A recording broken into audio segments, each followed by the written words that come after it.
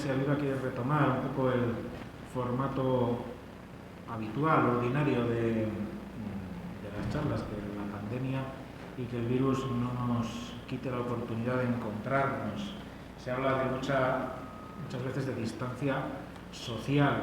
Yo creo que precisamente lo de la distancia social es lo que peor me suena a mí de todo el tema de la pandemia. Distancia social porque tenemos que tener distancia interpersonal para poder hablar, para poder interrelacionarnos. La distancia social, bueno, es nada más una reflexión que dejo caer ahí. Hoy tenemos un tema que creo que es muy interesante. ¿Está regulado ya? Vale. Que creo que es muy interesante, que está de plena actualidad, que es un encuentro en torno a la última encíclica de Francisco, Fratelli Tutti, a ver si lo digo bien, Fratelli Tutti, ¿verdad? Sí, que el italiano no es lo mismo, el latín. Y tenemos una mesa redonda pensada entre tres ponentes, pero uno de ellos, Ignacio Ruiz Vélez, pues le ha surgido un compromiso y nos ha dejado su intervención grabada, luego la vamos a escuchar. Y los otros dos amigos que nos acompañan, empezando por la izquierda, Manolo Plaza, yo creo que no hace falta casi ni presentarle porque es muy conocido en toda la ciudad, en toda España y en muchos países de Latinoamérica. Una dilatada carrera como sacerdote jesuita, como misionero y como un hombre que tiene como virtud abrir los brazos para acoger cualquier tipo de pensamiento, cualquier tipo de fe, cualquier tipo de persona que se acerque pues con ese espíritu jesuita que le caracteriza y que siempre ha tenido. Además, amigo personal de alguno de los asesinados en El Salvador hace unos años, ¿verdad? Compañero de muchos de ellos. Y bueno, pues es un hombre ya mayor, porque tienes 85 años. Pero esa es la cáscara. Pero esa es la cáscara. Por dentro igual hay un joven de 24. Bueno, pues Manolo Plaza nos va a dar esa visión de la encíclica Fratelli Tutti desde la óptica de las religiones, porque Francisco no solamente habla, en la parte final no solamente habla de los cristianos, habla de otras confesiones religiosas, no solamente habla de los católicos, habla de otras religiones. Bueno, le vamos a dejar tiempo luego para que se exprese. Y a mi derecha está José Moral, Pepe Moral. Pepe es un burgalés de Tánger, nacido hace ya unos cuantos años también. Tienen los dos, ¿habéis visto? La cabeza nevada, ya peinan canas. Bueno, Pepe Moral se ha dedicado durante muchos años a la política y se sigue dedicando, aunque ahora desde las trincheras, antes en la vanguardia, ahora desde las trincheras. Primero allá abajo en África, o en el norte de África, y después en Briviesca y en Burgos. En Briviesca fue concejal y en Burgos también fue concejal, y por Izquierda Unida y por Nueva Izquierda, y después fue procurador en las Cortes de Castilla y León, pues hace ya 16, 17 años. Ahora en otros menesteres también se dedica a la política, pero como digo, desde el mundo de las trincheras, desde atrás, desde la retaguardia. El tercer ponente, como digo, era Ignacio Ruiz Vélez. Ignacio lo vamos a presentar también, luego veremos un vídeo suyo. Es historiador, académico, miembro también de la Real Academia Fernán González de la Diputación, profesor emérito del instituto, de varios institutos. El último fue el Instituto Cardenal López de Mendoza. Y es escritor, le gusta muchísimo el mundo de la arqueología y es tertuliano en algunas emisoras de radio también. Bueno, Manolo no, pero Pepe también ha sido tertuliano. Hemos coincidido en alguna tertulia en la cadena SER años A, ¿verdad? Y Ignacio también, bueno, pues es un hombre apasionado de la vida, le gusta hablar y lo hace muy bien, es un erudito y nos va a aportar la visión de la encíclica desde el mundo de la sociología, de la historia, de la sociedad en general. Y en eso va a consistir la mesa redonda. Tienen 5 minutos cada uno para hacer una primera introducción sobre su tema. Luego tendrán otros 5 minutos para desarrollar, más en concreto, Manolo, la encíclica desde las religiones y Pepe desde la política. Luego pondremos el vídeo de Ignacio. Y a continuación, el público en general pues puede hacer las intervenciones que cree oportunas, tanto preguntar como dar su opinión, expresarse, es decir, está totalmente abierto a cualquier aportación de la gente, ¿de acuerdo? Deciros que la charla se está grabando para colgar en el portal, en el blog, perdón, del Foro Iglesia Viva, para que todo el mundo que quiera se lo pueda descargar una vez haya terminado la charla. Esperaremos unos días a tenerlo bien montado y bien hecho, para que cualquiera que lo quiera ver y lo quiera descargar lo pueda hacer. Y nada más, yo me voy a callar y les voy a dejar paso a ellos para que empiecen a hablar. Y ya está, me callo. Como tenemos el vídeo grabando y tengo aquí un pequeño micrófono, yo se lo voy a poner a ellos lo más cerca posible, además del micrófono de mano, se lo voy a poner lo más cerca posible para que también se puedan grabar, ¿de acuerdo? Venga, pues nada más. Vamos a empezar si queréis, por Manolo. Muy bien.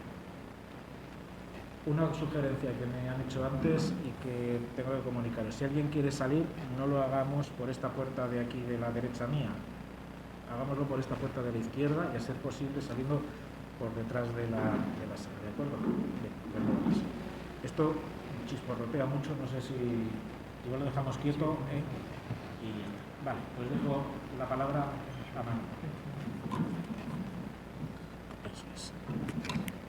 Listo. ¿Se oye?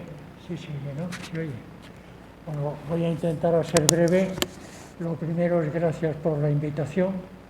A mí me da vergüenza hablar en estos públicos, os lo digo de verdad. Bueno, voy a hacer lo que pueda. Cuando vi que era Iglesia Viva la que organizaba esto, pues como ya tengo muchos años, pues yo tuve que pelear con los fundadores de Iglesia Viva y son grandes recuerdos para mí. Y después, la encíclica esta a mí me ha gustado mucho. ¿Hablo más fuerte? Digo, y entonces la encíclica esta, a mí, de las que ha publicado Bergoglio, el Papa Francisco, digo Bergoglio porque es de mi empresa, pues es la que más me ha gustado. Tuve la suerte de conocerle en 1990 en Ecuador, fui a dar unas charlas a jesuitas y ahí conocí quién era Bergoglio.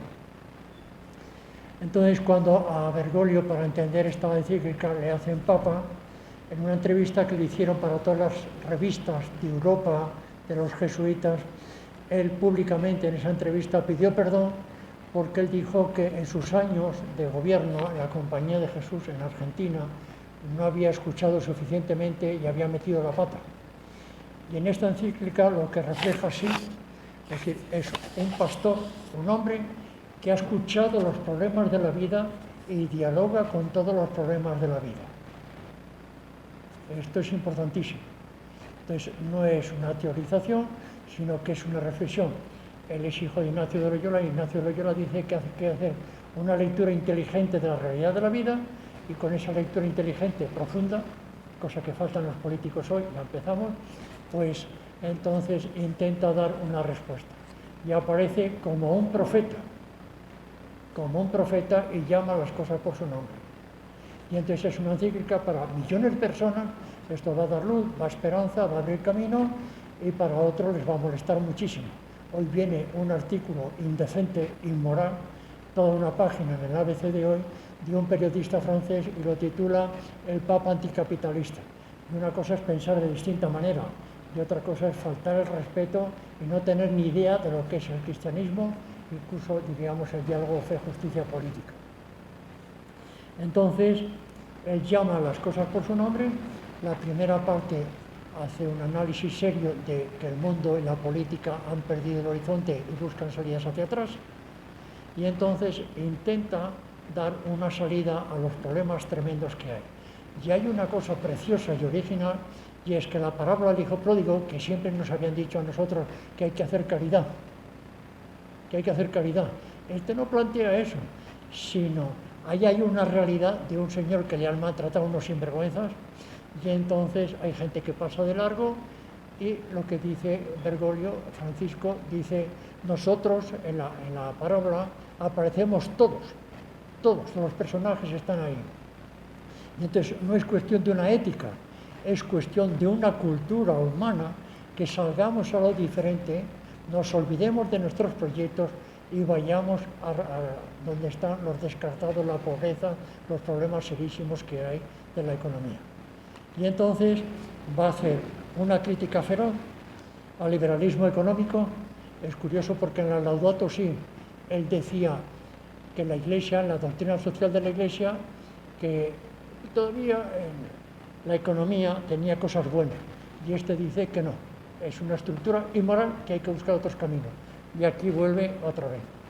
Segundo, condena el populismo inmoral, y es curioso porque hace una crítica feroz del populismo católico y el populismo de la extrema derecha. Y después hace otra crítica feroz sobre los nacionalismos y dice, es otro modo de egoísmo.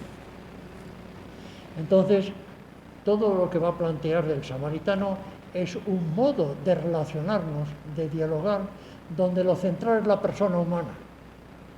Y por encima de la persona humana, no iba a decir yo que no está ni Dios, es que no está ni Dios, porque habría que ver desde una cosa es la religión y otra cosa es el cristianismo, que no es religión, porque lo central del cristianismo es Jesús. El humano tiene un proyecto de vida para transformar este mundo. Y entonces lo que va a plantear es que la dignidad del hombre y la mujer es inalienable, y que hay que recuperar las fuerzas que tiene la humanidad para construir este mundo nuevo. Y hace una crítica fuertísima. Después dice que en la política es muy importante, dice, no se trata únicamente de curar a los heridos, sino que hay que luchar contra las causas estructurales de la pobreza y la desigualdad, la falta de trabajo, la tierra y vivienda, la prioridad de la vida de todos, por encima de las apropiaciones de bienes de algunos. Y entonces no basta un cambio personal, sino que hay que ir al cambio estructural. Hago un paréntesis, por eso cuando en la Iglesia Católica nos encontramos con gente que dice, yo no estoy metido en política, ya sé dónde está. Tú no sabes lo que es el cristianismo. El cristianismo es como el frío de Burgos, que invade todo y no se pueden hacer las divisiones. Dice, las estructuras nos deben importar. Y si no nos importan, es que no hemos entendido de qué cambio habla el cristianismo cuando se refiere a la conversión individual. Y por último, porque no me quiero alargar, porque me han dado los 5 minutos, están las relaciones con las otras religiones. Es curioso porque aquí tiene un planteamiento distinto. Yo me acuerdo que cuando yo era estudiante me decían, fuera de la Iglesia no hay salvación. Y dice, pero tío, ¿dónde vas? Y entonces los misioneros iban a los países con toda buena voluntad a convertir a aquella gente, ¿no? Y a llevar a Dios. Y la sorpresa es que cuando vamos a aquellos países, Dios se nos ha adelantado a nosotros. Y la sorpresa es que dices, me tengo que dejar convertir por ellos. Entonces, él cuando plantea, aquí hay un planta nuevo, distinto, de cómo Dios habla otros idiomas, habla japonés, habla andaluz, habla vasco, habla africano, habla en el hinduismo, habla en el maometismo, habla en la comunidad musulmana. Y es curioso cómo en el trasfondo de toda la encíclica, habla de muchísima gente creyente que dice, está mucho más cerca de Dios de muchos católicos que dicen que creen en Dios. Conviene que lo leáis despacio, porque tiene montones de alusiones sobre esto. Entonces, en la entrevista que tuvo en el 2019 con el gran imán, Entonces, ahí es una confirmación como a los altos niveles las relaciones de la Iglesia con la comunidad musulmana son muy serias y muy profundas. Y entonces, le ayudó a profundizar en la encíclica y lo que va a plantear en el diálogo interreligioso plantea que Dios es Padre de todos y habla muchos idiomas y no excluye a nadie. Dice, si no se reconoce la verdad trascendente, triunfa la fuerza del poder y cada uno tiende a utilizar hasta el extremo los medios de que dispone para imponer su propio interés o la propia opinión sin respetar los derechos de los demás. Cuando falta la lectura profunda, sale el poder religioso. Se me ha olvidado decir que es curioso cómo condena la pena de muerte, ahora que está el Trán ahí, en la encíclica. Después, en el diálogo interreligioso, dice, busquemos a Dios con corazón sincero, siempre que no lo empañemos con nuestros intereses ideológicos e instrumentales. Nos ayuda a reconocer a los demás religiones y miembros de otras religiones como compañeros de camino para transformar esta cultura de una humanidad más humana. Si perdemos esto, van a tener poder los poderosos y entonces sabemos lo que pasa. Las religiones se convierten en estructuras asesinas. Insiste en que la Iglesia tiene un papel público que no se agota en sus actividades de educación y asistencia, sino que tiene que entrar en la política, y termino. Y luego hace una condena tremenda contra las brutalidades religiosas. Y que en el fondo eso no son religiones. Se ha matado la esencia de las religiones, se ha matado y se convierten en instrumentos de poder. Y no hace falta. Empezando por la Iglesia Católica, en la historia de la Iglesia Católica, en nombre de Dios. Yo me acuerdo cuando en la guerra de Vietnam, los obispos bendiciendo los tanques que iban a matar, ¿no? Hoy están otras historias. Y luego al final dice, pues también religión y violencia es imposible, vayamos a la democracia. Condena el terrorismo. Y termina con esta oración preciosa, luego ya hablaremos más, que dice,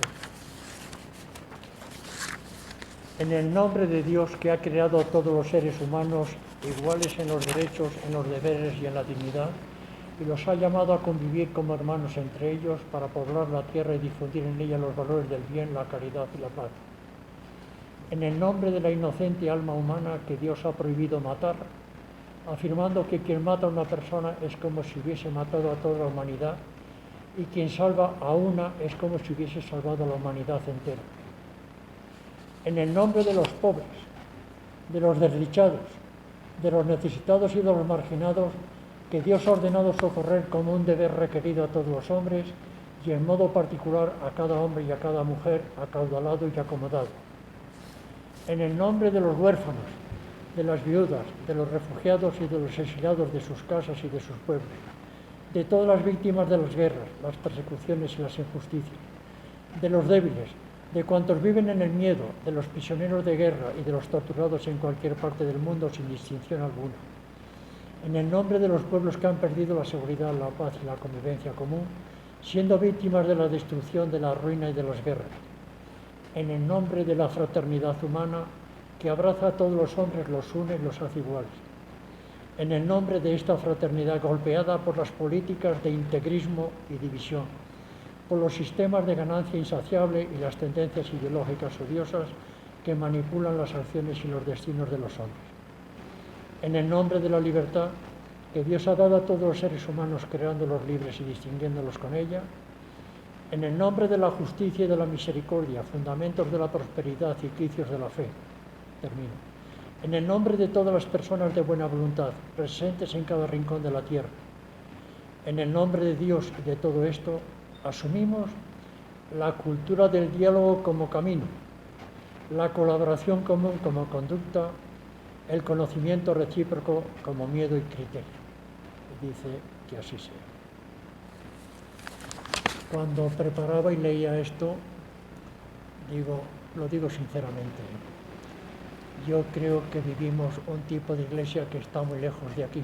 Hay muchísima gente buena que camina por aquí, por eso estáis vosotros aquí hoy, pero como no entremos por aquí, yo creo que la iglesia no tiene nada que decir en la sociedad de hoy y no es una visión negativa. Y yo creo que en este momento de noche y de pandemia, donde nos creíamos que éramos dioses y que podíamos todo, ha salido el lenguaje humano de Dios, que todas esas historias ocultas que hemos vivido en Burgos, en Europa, en América, es la visualización de esta encíclica. Y entiendo que a los poderosos les fastidia enormemente. Y no tengo más. Muy bien, pues vamos a dar paso ahora a Pepe Moral. Voy a pasar el micro, te lo voy a colocar aquí. Pues nada. Sí, dale al botón. ¿Sí? Hola.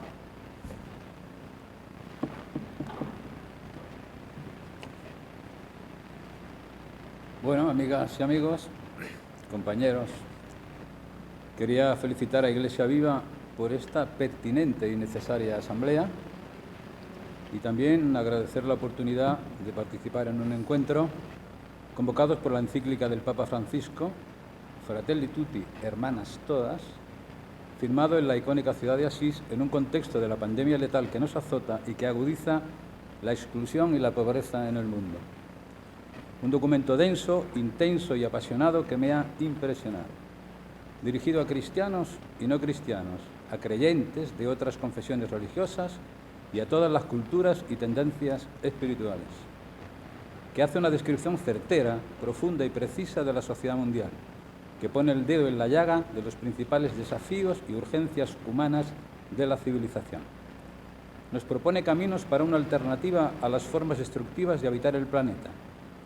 A lo largo de sus 120 páginas cargadas de convicción y esperanza, el Papa Francisco interpela y cuestiona la naturaleza injusta de las estructuras actuales que nos dominan y las causas que generan exclusión, pobreza y guerras de las que son víctimas millones de personas, localizando e identificando las claves que impiden avanzar hacia una casa común de equidad, justicia, paz y fraternidad.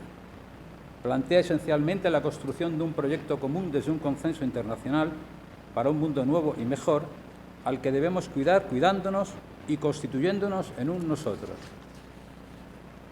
Hace un análisis descriptivo y un diagnóstico atinado, cargado de esperanza de un universo humano que alcanzará los 8.500 millones de almas dentro de 5 años. Una carta que da visibilidad a la insostenible realidad de los que no alcanzan a vivir con una mínima dignidad, que son millones de personas. Otras que huyen de su tierra para no morir en busca de la vida y los miles que mueren de hambre o desnutrición cada día por diferentes violencias económicas, políticas o sociales. Denuncia que no hay un proyecto común para la humanidad. La carrera del armamento nuclear y las guerras motivadas por intereses egoístas de los países ricos que se desarrollan en los países pobres.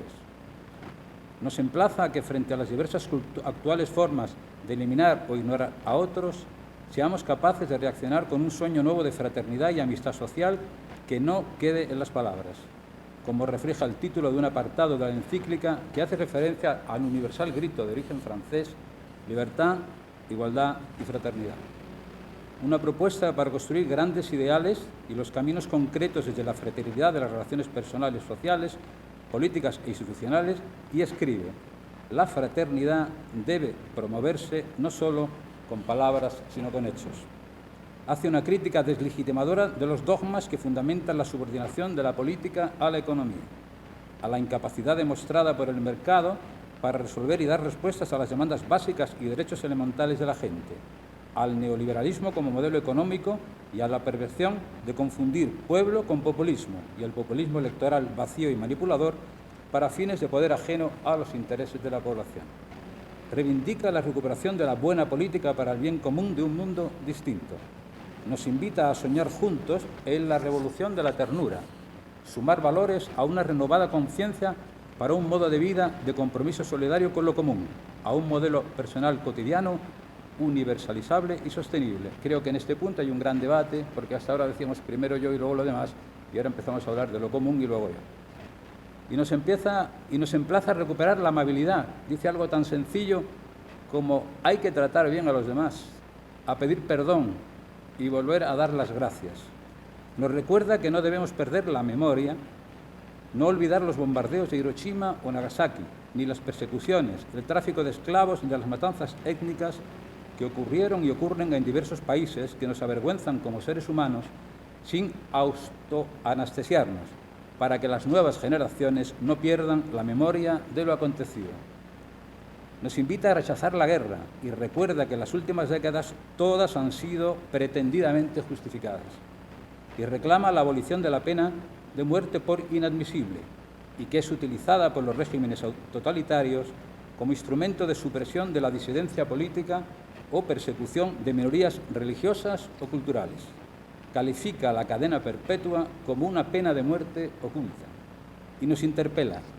Dice no a la cultura del deconstruccionismo, de consumir sin límites, acentuando el individualismo sin contenidos, insensible al despilfarro, y a las políticas del descarte, reduciendo costes laborales generadoras de desempleo, a las diversas formas miserables de racismo o al nacimiento de nuevas pobrezas. Dice no a una realidad dominada por la opulencia de una gran parte de la humanidad, mientras la otra ve su propia dignidad despreciada y sus derechos fundamentales ignorados o violados. Y a la doble pobreza de las mujeres que sufren situación de exclusión, maltrato y violencia. Dice no a la violencia en muchas regiones del mundo que califica como Tercera Guerra Mundial por etapas. Dice no a la cultura de levantar muros para evitar el encuentro entre culturas. Dice no a una globalización controlada por intereses económicos miopes. Y dice sí a una renovación profunda de la Carta de las Naciones Unidas, al diálogo como método de resolver multilateralmente todos los conflictos. Nos repropone la función social de la propiedad y reivindica los valores comunitarios. Creo que esto también tiene un gran debate. Reivindica los derechos sin fronteras y una nueva ética en las relaciones internacionales. Y ante las personas inmigrantes nos propone 4 verbos: acoger, proteger, promover e integrar. Legitima la militancia social solidaria de la sociedad, a las que reconoce y a los que considera poetas sociales, mujeres y hombres que generación tras generación dedican su tiempo a lo de todos, en el voluntariado, la cooperación, el sindicalismo, la ecología, el feminismo, la solidaridad internacional o la renovación de la política, la paz, la extensión de las diversidades culturales y cuántos atienden las urgencias de los excluidos, las identidades culturales y a todos los que dedican una parte de su tiempo a trabajar por un mundo justo y mejor. Una encíclica que alterará las paredes de diversos templos de poder, la ONU, el Fondo Monetario Internacional o de los poderosos medios de comunicación que ya mostraron con críticas de rechazo y silencio por espurios intereses a la anterior encíclica Laudato Si y que ahora se han hecho más evidentes.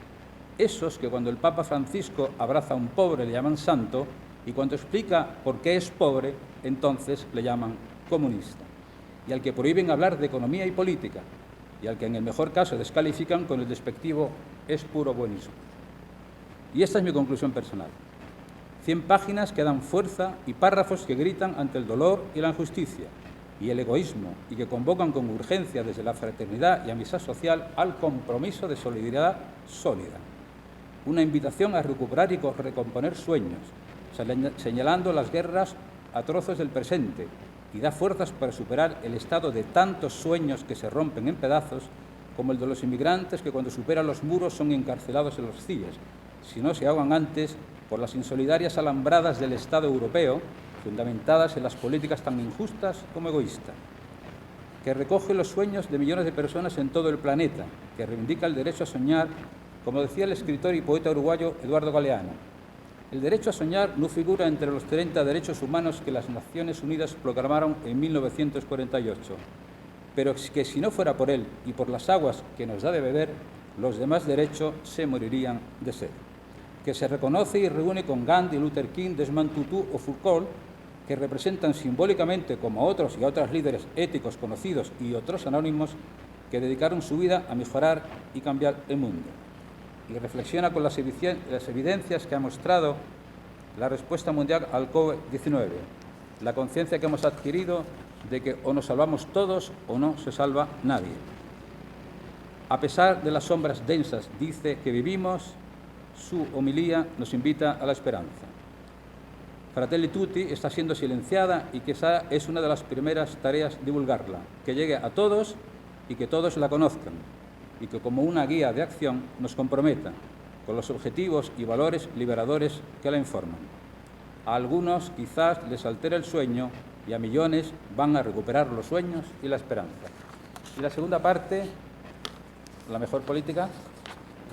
Eso después, ¿no? Como queráis. Bien, vale. Vamos a pasar ahora otra vez a Manolo para la parte específica de esta encíclica y después ya continuamos. Tienes otros 5 minutos que pueden ser 6. Vale, va a ser más breve porque prácticamente lo había metido todo antes, pero mire, yo creo que aquí hay un planteamiento de fondo de cristología y de teología serísimo, serísimo.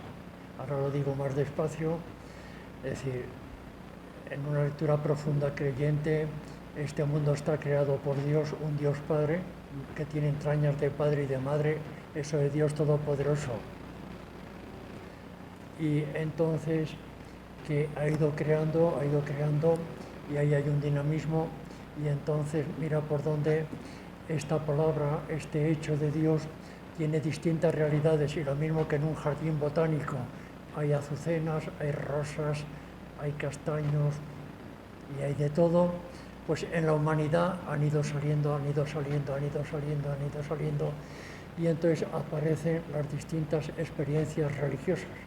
Y dentro de las experiencias religiosas, una de ellas más es el cristianismo.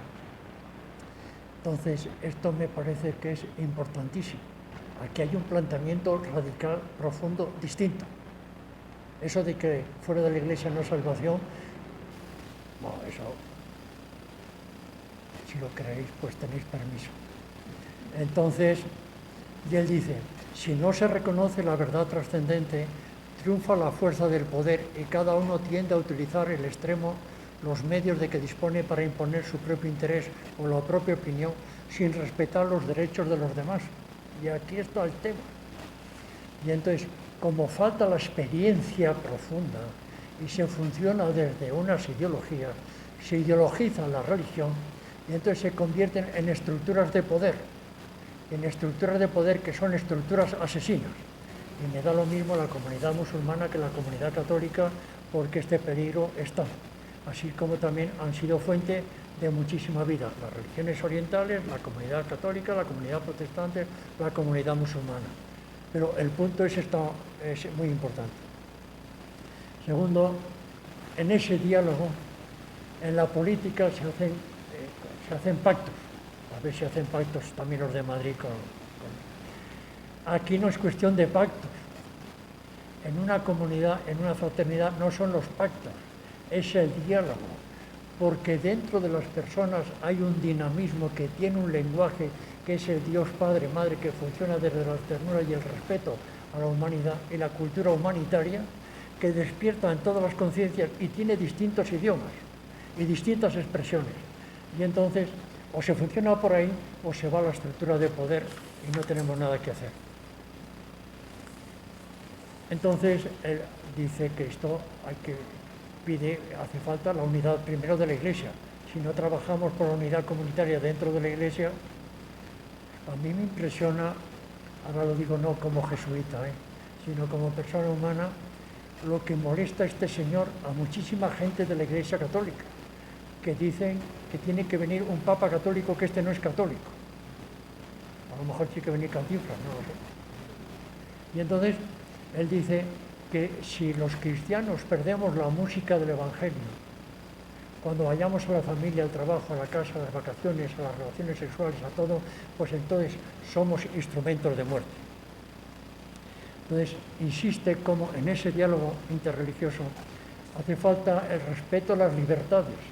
Las minorías católicas que están en aquellos países y las minorías de ellos que están en los otros países.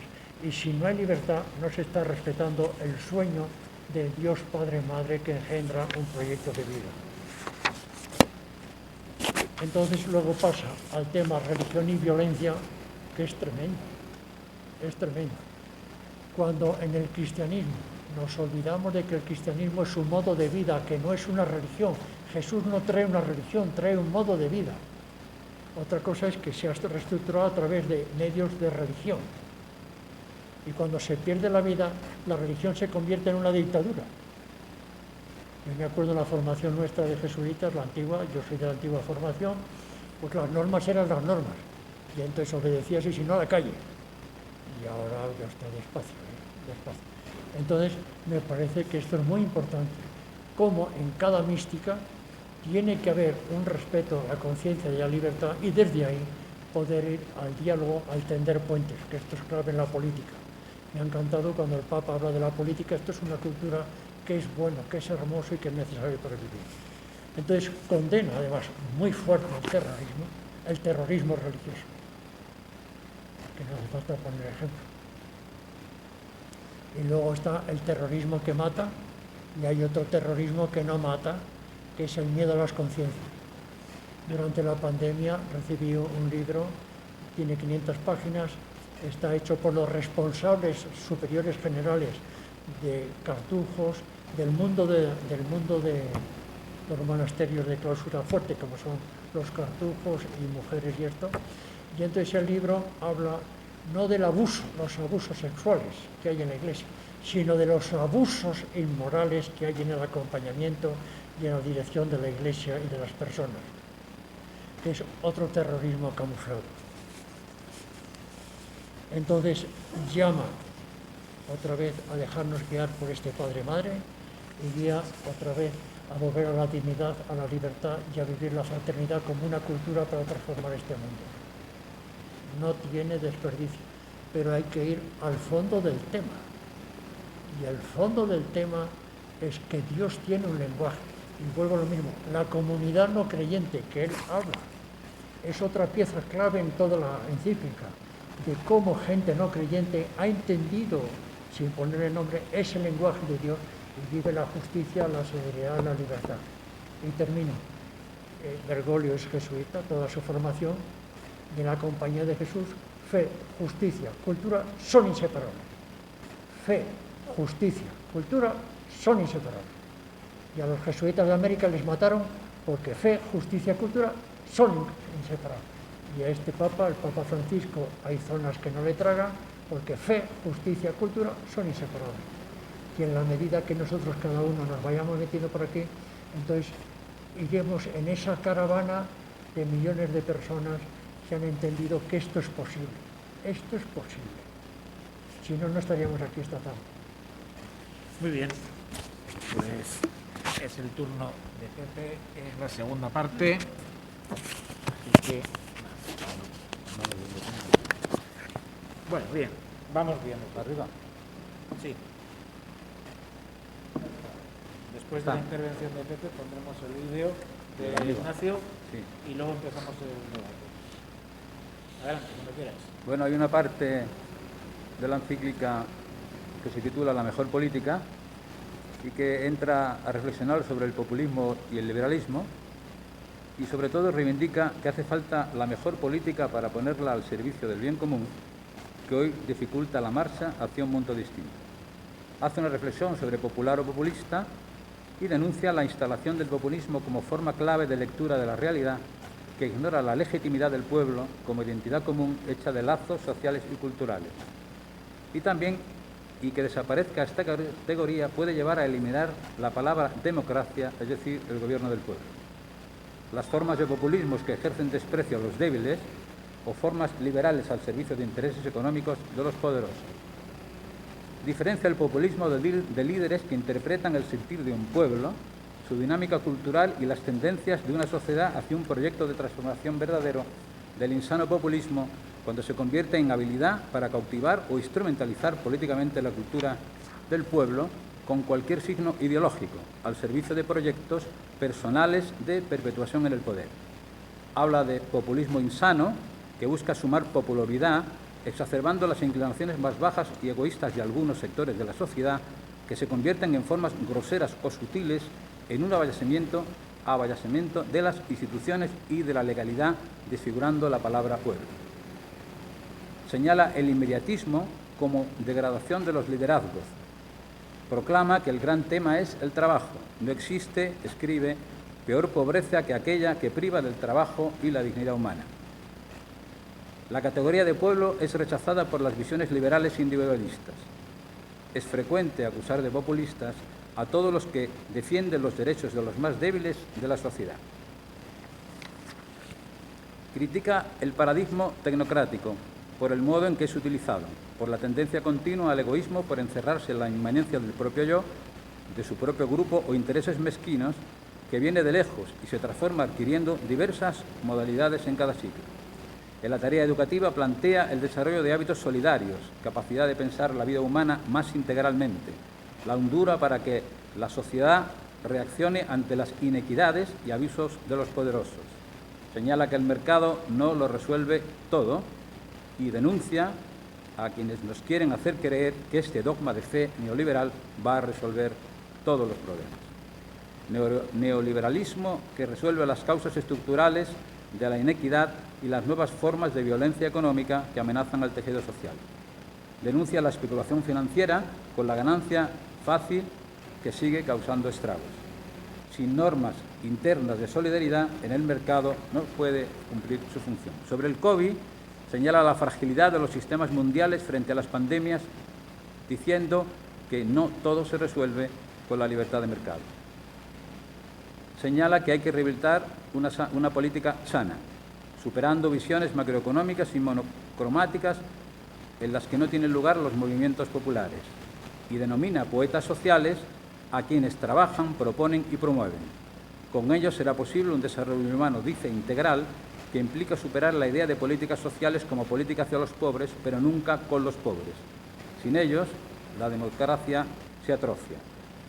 En el poder internacional, señala que dar a cada uno lo suyo, definición clásica de la justicia, significa que nadie está autorizado a pasar por encima de la dignidad de otras personas. Habla de la distribución del poder político, económico y tecnológico que debe regularse con la limitación de esos poderes. Señala que en el siglo XXI el debilitamiento del poder de los Estados y la dimensión económica financiera internacional predominan sobre la política. Reformar las instituciones internacionales, hacerlas más eficaces y fuertes y designadas equitativamente y con poder para sancionar es una de las urgencias.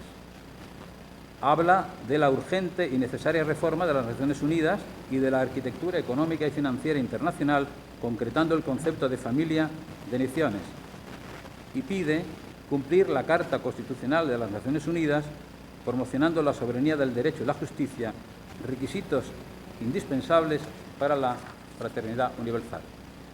Hace un reconocimiento a las organizaciones de la sociedad civil que ayudan a paliar las debilidades de la comunidad internacional, que muestran, dice, la belleza de la que es capaz la humanidad. Y señala la urgencia de evitar que la ONU sea deslegitimada como marco jurídico para el arbitraje. Caridad social y política, la política que se necesita, el amor político. En este capítulo señala que la política es hoy una mala palabra, por los errores, corrupción, la ineficiencia de algunos políticos. Denuncia las estrategias que buscan debilitarla, reemplazarla por la economía o dominarla con alguna ideología. Se pregunta si el mundo puede funcionar sin política para hacer un cambio eficaz hacia la fraternidad universal y la paz. Plantea que necesitamos una nueva política que no se someta a la economía, y esta no debe someterse a los dictámenes y al paradigma eficientista de la tecnocracia. No se puede justificar una economía sin política. La economía no debe asumir el poder real del Estado. Hay que pensar en los que vendrán. La tierra es un a la generación siguiente. Se necesita una economía integrada, un proyecto político, social, cultural y popular que busque el bien común y un sueño de progreso. El amor político a cada ser humano como un hermano o hermana no es una utopía, es un ejercicio supremo de caridad. La caridad política para avanzar a un orden social y político cuyo alma sea la caridad social. Convoca a rehabilitar la política. Altísima vocación, dice, una de las formas más precisas de la caridad porque busca el bien común. El amor no solo se expresa en relaciones íntimas y cercanas, también en las macrorelaciones sociales, económicas y políticas. Creo que eso tiene un gran debate. La caridad política nos hace amar el bien común. Pueblo y persona son términos correlativos.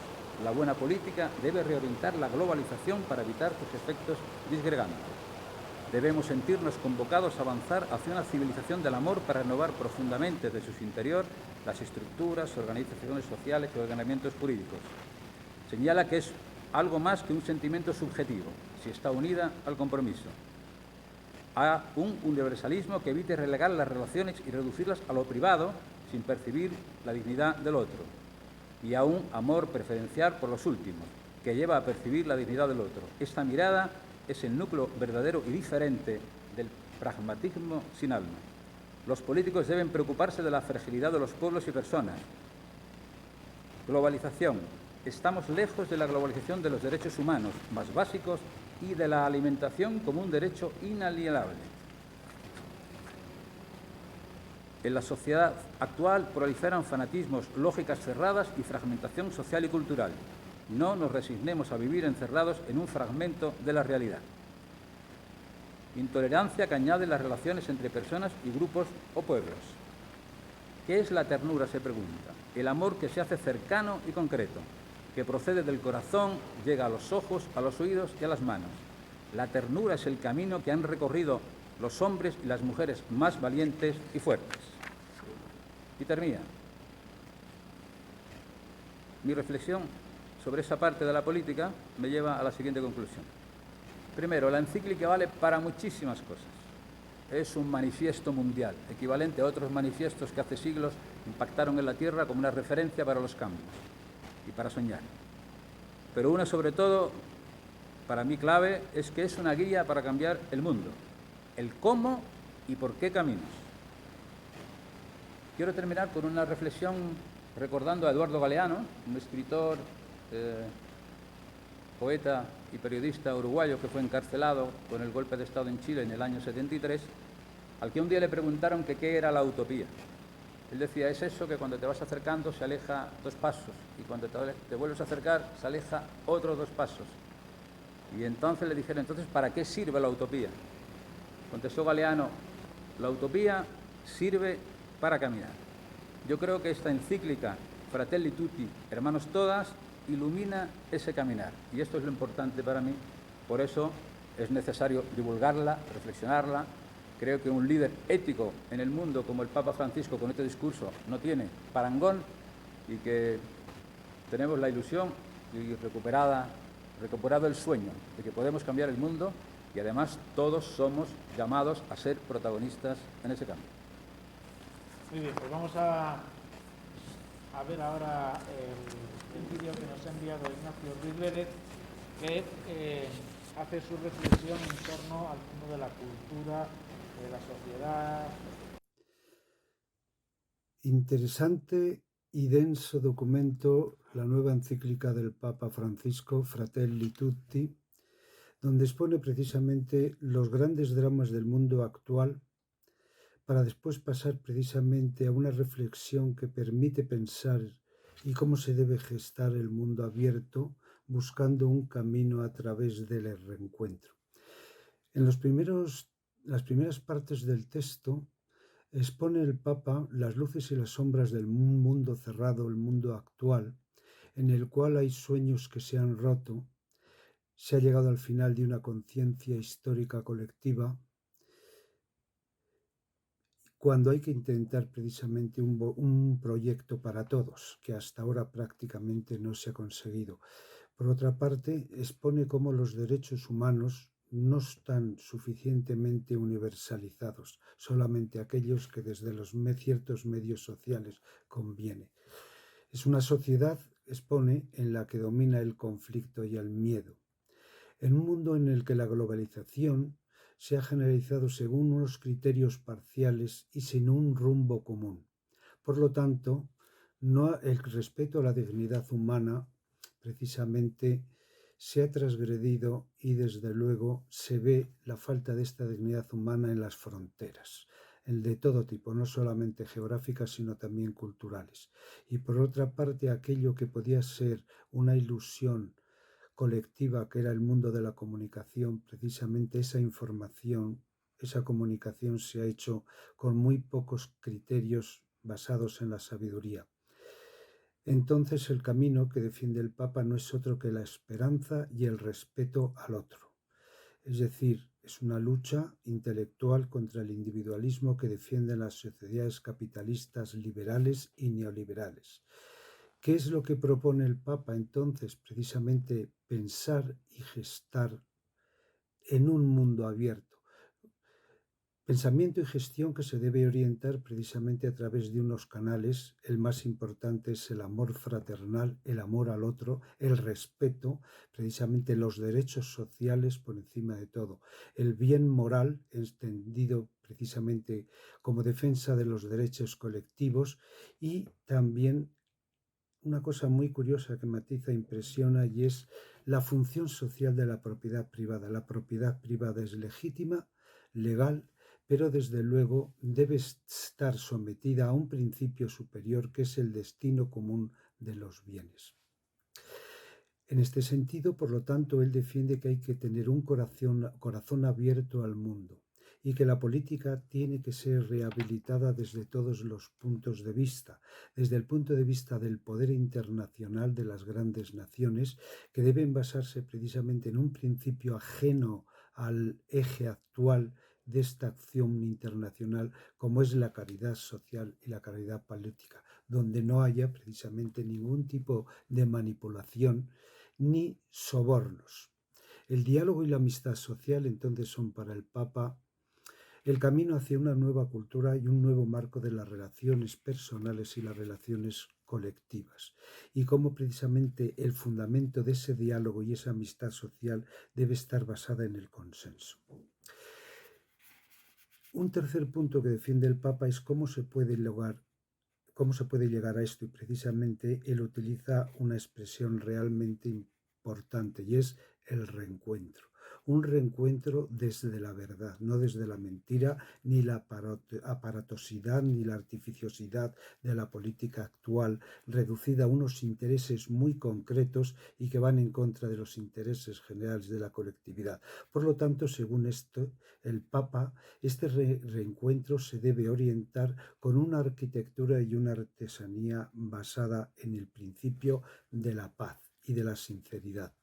Y que, por otra parte, también, que este es un concepto cristiano, es el concepto del perdón, al que hay que darle un nuevo valor y un nuevo sentido. Y en todos los casos hay que dar un papel importante a la memoria, no olvidarse de lo que hemos sido para entender lo que somos y poder llegar precisamente a ser algo mejores. Un apartado final muy curioso, y esto es interesante, cómo el Papa quiere presentar a las religiones precisamente como un servicio a la fraternidad universal. Entonces, todas las religiones tienen un papel importante y deben colaborar en este sentido en todas las orientaciones. Aquí se ve precisamente ese sentido panteísta del Papa, que el Dios no solo es todo, sino que está en todo. Todos formamos parte de Dios, y basado precisamente en este principio básico solamente se puede entender el sentido de que todos somos hermanos. Fratelli tutti siamo. Por lo tanto, y para concluir, la encíclica del Papa, aparte de lo que he dicho, es una mirada precisamente, sobre todo desde el punto de vista de los descartados, de aquellos que están apartados precisamente de la realidad social que inherente el sistema capitalista o el neoliberalismo en este caso, al que él quiere dar fin, ¿no? Quiere precisamente que este neoliberalismo que se impuso con ciertos políticos, primero en Inglaterra, luego en Estados Unidos, luego en Alemania y en España, pues hay que precisamente llegar hacia una reforma estructural de todos los sistemas de las relaciones sociales y económicas, y que en el plano internacional él habla también de cómo esa reestructuración debe afectar también al órgano que en principio dirige la colectividad universal, que es la ONU. Es una encíclica, un libro, digamos, de fácil lectura, muy agradable, y que desde luego enriquece mucho la visión personal de aquel que lo lee. Muchas gracias. Quiero decirle